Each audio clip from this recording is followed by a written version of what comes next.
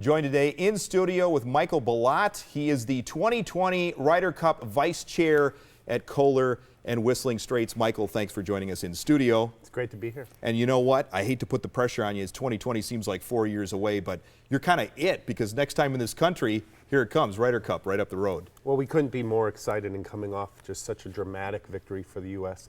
in Minnesota. And as of this past Sunday night, a couple of us were a little nervous, but also very excited that we are the next U.S. Ryder Cup. So these next 4 years are going to fly by. We've kind of talked about it for a while now here, and here it is. I mean, what's the excitement level with Kohler and Whistling Straits and all of you that are kind of getting this thing ready?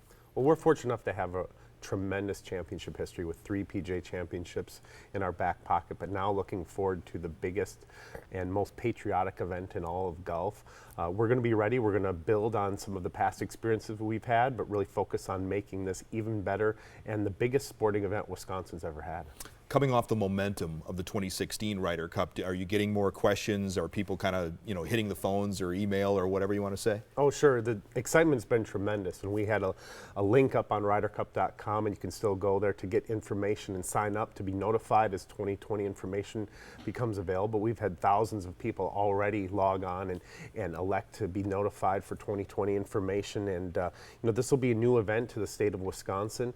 And knowing how passionate Wisconsin fans are about sports, we think the reaction is just going to be tremendous. And it never hurts when the Team USA comes off a very good performance, and a number of these guys are probably going to be here in 4 years. A number will be here, and what's great about the Ryder Cup is certainly you always get the top 8 players based on points, so you're guaranteed tremendous players, and then you also bring a little bit of excitement with the captain's picks to fill out the final 4 spots. So we're going to have a tremendous team in 2020, just like it was this past year, and I think we'll be coming off of Paris, and whether we win or lose that event there'll be a great storyline that Europe will be trying to take the cup back from us, or we're going to be trying to get it back from them. And the U.S. winning this past year really has maintained that significant rivalry that the Ryder Cup's always been.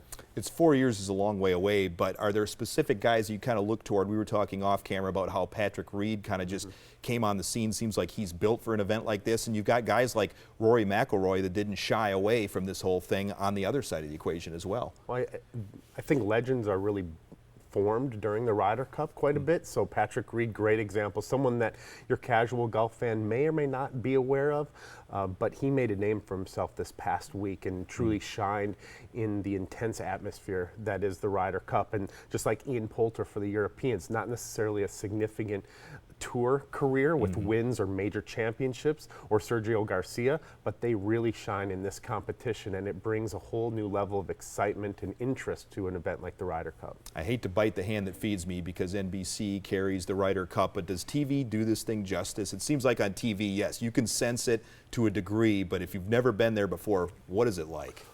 I think the greatest thing about the Ryder Cup is fans don't go there necessarily always to just see the golf. It's about the experience of being there on site. And that's different from any sporting event. Normally you go there to get a great seat, a great view, and you want to be able to see the action live. The Ryder Cup, it's a little mix of both. People certainly want to see golf, but also a lot of it is about being on site and feeling that excitement and the passion that the fans have for this specific golf event. So yeah, that's something that makes the Ryder Cup unique in and of itself. You're an American, Michael. I know you don't have a rooting interest or can't have a rooting interest, but still, that first tee is one of the most magical events in all of sports, not just golf. So does it make the other side, meaning the Europeans, a little bit uncomfortable because the Americans obviously have the home course advantage? I think it definitely does make the Europeans a little bit uncomfortable, and you'll hear the world's biggest names in all of golf say the most nerve-wracking tee shot they've ever hit is on the first tee of the Ryder Cup. Wow. But then I'll also say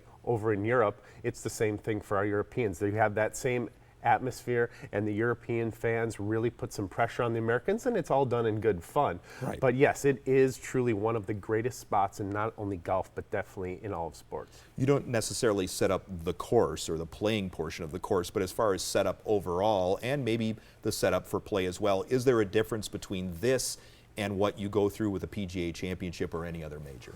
So you talk a little bit about home course advantage. That also plays into effect at the Ryder Cup. So when it's in the United States, the U.S. team gets to control setup, hole locations, length of rough, and same over in Europe. And I think you saw some comments from the Europeans after the event this past year that they thought the course setup was too easy. The first time you're ever going to hear that, but that was done with some strategy involved because the U.S. tends to maybe hit a little bit longer than Europeans. With longer drives comes maybe a little bit more wayward tee shots, and therefore you have short rough to accommodate some potential wayward tee shots. That's all part of the fun and building that home course advantage for the Ryder Cup. Interesting. And specific observations from Hazeltine. You were there, things that you kind of noticed or things that other people can expect? Well, first of all, Hazeltine's just a tremendous golf course. It can fit north of 50,000 people, similar to Whistling Straits.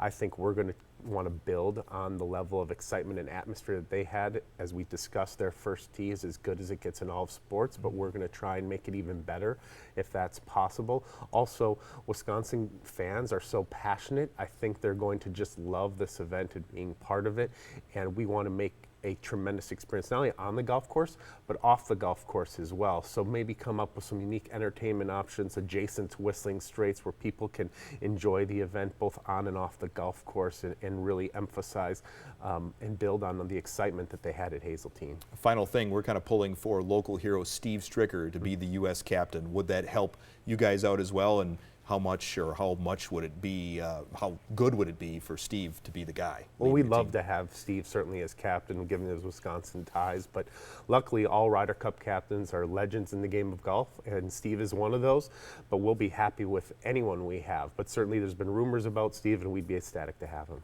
Michael, thanks for the time, and good luck to you guys up at Kohler for 4 years from now. Great, thank you. All right, 2020 Ryder Cup at Kohler, Whistling Straits, coming up not that far away. Thanks for watching.